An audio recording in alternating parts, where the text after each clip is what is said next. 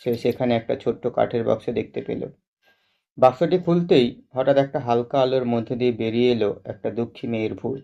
সে বলল, আমি মন্দিরের ভেতরে একটা বাক্সের মধ্যে আটকে ছিলাম। তুমি আমাকে মুক্তি দিলে, তবে তোমাকে আমায় আরেকটি উপকার করতে হবে। রিমলি একটু ভয় পেল, কিন্তু সাহস করে জিজ্ঞেস করলো, আপনি কি চান? ভূতটি মিষ্টি হাসি দিয়ে বলল, আমার ছোট্ট চাদরটি, যা আমি অনেক বছর আগে মন্দিরের ভেতরে একটা পাথরের নিচে রেখেছিলাম, সেটা তুমি খুঁজে বের করো। রিমলি সেই চাদরটি খুঁজে বের করে ভূতটিকে ফিরিয়ে দিল।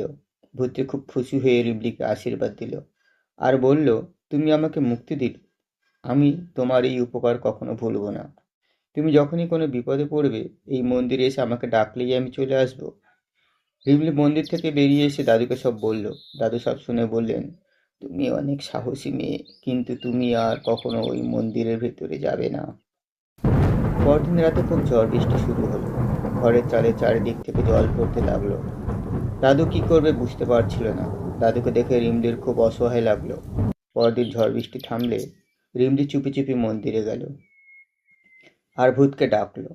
রিমলির